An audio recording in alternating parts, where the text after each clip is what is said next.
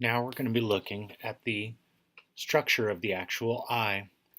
Now, in the outermost area that we can actually see of the eye is the fibrous layer. This is composed mostly of the sclera and the cornea that will be visualized on the superficial aspect of the eye.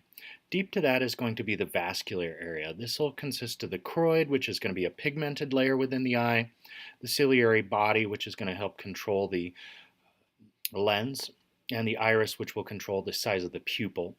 Now, the deepest layer is actually going to be the nervous layer, the retina. And the retina is where actually rods and cones are going to be located. And this is going to be where light is actually transmitted into nervous impulses. So if we look at the outer layers of the eye, starting outermost here, the white portion of the eye is known as the sclera. This is the white outer layer. It is mostly composed of dense collagenous connective tissue with at least some elastic fibers. Now, the collagen fibers are actually relatively large and they are also opaque, meaning that light can actually penetrate through them. The function of the sclera is really about maintaining its shape, help protecting the internal structures, and then actually providing muscle attachment points for the muscles that will actually move the eye. Now, it is also continuous with the cornea, which is this transparent area here. So we've got sclera here and cornea here. The cornea is actually transparent and it is actually going to allow light to pass through. So this is actually the outermost portion of the eye that we can actually see, and light is going to pass through. Now, as it passes through the cornea, it is actually going to refract light or bend light. The important part of this is that we actually have a couple of different points in the eye that will actually bend the light and focus the light onto the retina into the appropriate areas. So the first one being the cornea, which is again this area here. The second one actually being the lens, and that is actually again going to do the vast majority of our focus onto the retinal area. Now, the connective tissue that makes up the cornea is actually again collagenous fibers and some elastic fibers, but the collagenous fibers are actually much smaller, and so therefore they are actually going to be transparent. And we also will have a lot of proteoglycans. Remember that proteoglycans in joints were for trapping water. Well, the similar function is here within the eye. This trapping of water within the cornea, as light passes through, it will actually bend that light to more adequately focus the light onto our lens for further refraction as well. Now, this outermost layer of the cornea is actually a stratified squamous epithelium. So it is a protective layer because it does come in contact with the outside surface of the body.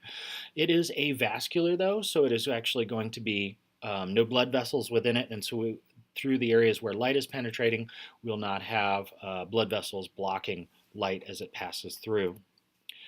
Now, the middle layer is this area here.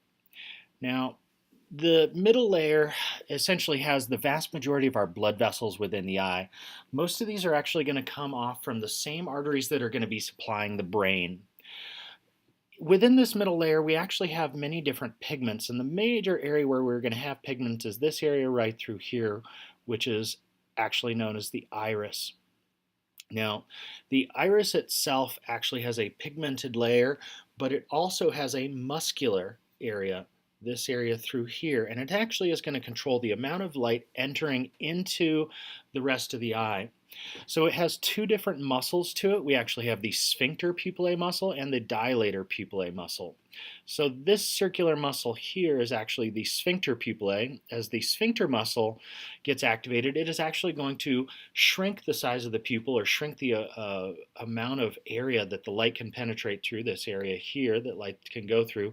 And this is mostly going to be activated by parasympathetic autonomic nervous system. So in terms of rested states, we're actually going to have the pupil get smaller via the sphincter pupillae muscle. This outer layer muscle here, this is the dilator pupillae, and it actually runs vertically from side to side like this. As it contracts, it actually causes the pupil to actually get larger. Now, this is under sympathetic stimulation, so fight or flight responses will actually cause the pupil to dilate, allowing more light in and really allowing more observation of what is going on around us. The other parts of the middle part of the eye is actually going to be the ciliary body, this area right in here. Now, the ciliary body is actually made up of an area here called the ciliary processes that are actually going to produce some aqueous humor, which is actually going to be a fluid that fills this area in front of the ciliary body, coming through this area here and all into the anterior chamber here as well. The other part is this area up in here, which is actually the ciliary muscle. And the ciliary muscle attaches via suspensory ligaments, these ligaments right here, to the lens. And the lens is responsible for focusing the light even further back towards the retina as it passes through the eye to really be focused in on the retina. Now, if we look at how this ciliary muscle actually works, we look down here. So it is a circular muscle, much unlike the sphincter pupillae. So as it contracts, it is actually going to shrink in size, bringing it closer towards the lens. So as the muscle contracts, the tension on these suspensory ligaments that actually surrounds the lens right through here is actually going to decrease. As that tension decreases, the lens is actually going to become more round. And this is a passive process done by the lens. Its natural shape is actually to be round. And then as the tension on the suspensory ligaments increases, it is actually going to flatten the lens.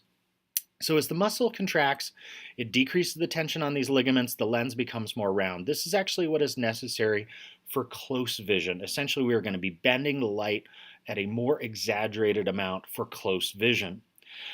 When we actually have the muscle relaxes around here and actually gets larger, further out towards the periphery. This is actually going to increase the tension on the suspensory ligaments, and the lens is actually going to be flattened or less convex on each side. This is actually more for distance vision. Now, the way that this affects vision is in terms of the tension on that lens, we can alter the shape of the lens and actually bend light more or bend light less. The more we bend light is for close vision. The more we bend light less, and so the lens is flatter, it is actually more for distance vision. The last section of the middle area is this area up in here, the choroid. Now the choroid is actually highly associated with the sclera, but it is very thin and is also pigmented. It is going to help with essentially scattering of light after it enters into the rest of the eye. Then we start looking at the deepest most layer. So this area in here is going to be the retina, okay, especially this yellow area here. Now we have two different layers to the retina. We have the pigmented layer, which is actually the outermost layer, which is closer to the choroid as well as the sclera, but it is a pigmented simple cuboidal epithelium. This pigmented layer essentially helps to reduce the light scattering and try and prevent from adjacent rods and cones, which are going to pick up the light, from having that light scattered all adjacent to themselves, giving us more detailed vision. So this area here is actually going to be our pigmented retina. Now the next layer is the sensory retina. This is actually where the rods and cones are. These are our light sensing nerve cells within the retina itself. Rods are actually going to pick up light and dark signals, whereas cones are actually going to do color. Now, I always remember rods versus cones. Cones are color, so CO, colors, cones. Rods just do light and dark. So rods are actually going to do our night vision. Now, both of these cells are sensitive to light and will respond accordingly when stimulated. If we look at the back of the eye, and now really at an ophthalmic view of the retina, so when a doctor looks into your eye, this is actually what they'll see. This right up in here. Now, a couple of things to note, okay? All this is actually the retina through here. We actually have this area called the optic disc, which is actually arteries as well as the nerves entering and exiting the eye. And then we have this area in here, which is known as the macula. This is going to be the area where we actually have the largest amounts of rods and cones, the highest density. So when we look at this, the macula or the macula lutea is a small yellow spot. Okay, especially after death, this is the way we'll see it, but it is our area of dense rods and cones. This is the area where we get most of our vision from. Now, within that macula is the fovea centralis. This area right here in the center of it is actually the area of greatest visual acuity, meaning that we have the highest density of rods and cones, and we'll actually be able to pick up the most detail within this area because each little light beam will actually be picked up by a separate rod or a separate cone as appropriate for light or dark circumstances. Now, as mentioned earlier, the optic disc here is actually where arteries and veins go into and out of the eye, so we're supplying blood to the eye, but also this is the axons of all these different nerves that are coursing within the retina. As they head back towards the brain, they actually exit the eye here at the optic disc. Now, because this area is only covered in axons, it is not sensitive to light, and this is what we know as the anatomical blind spot. So in this area, we actually won't even be able to see this or perceive anything that is projected onto this portion of the retina. Now this little test down in here we'll actually do in lab, and we'll actually stare at this plus signal here, and as we move our eyes forward or move a piece of paper forward and backward away from us, we'll actually have this little red spot disappear from our vision as it passes over the optic disc, that anatomical blind spot. If we look further at what happens to the nerve from this point on, so we have all the light that is going to be picked up within the retina, it's sent back via axons toward the optic disc, and at the optic disc again, this is that anatomic blind spot, is the start of really the optic nerve. So as the optic nerve courses out of the rest of the eyeball, it courses back towards the brain. This is really on the underside of the frontal lobe here. Here's the frontal lobe. So here's the optic nerve, and it actually comes in from the eye, and it is actually going to have some decussation or crossing that takes place. Now this area in here is known as the optic chiasm. That's where this crossing is actually going to take place, and we'll talk about which neurons and which parts of the retina will actually cross within this area. Posterior to the optic chiasm is the optic tract, and these are just a continuation of the axons that are now coursing back towards the occipital lobe, where we'll actually be perceiving and interpreting our visual information coming into the eye. So looking further at the interior of the eye, we actually have multiple different chambers or compartments. So let's start with the anterior compartment. The anterior compartment really begins here with the ciliary body, and then everything up into here, really all the way to the cornea. Now this whole area is actually filled with aqueous humor. Aqueous humor means it is fluid-like. Posterior to this whole area we have a vitreous humor. This will actually be filled with more of a jelly-like material.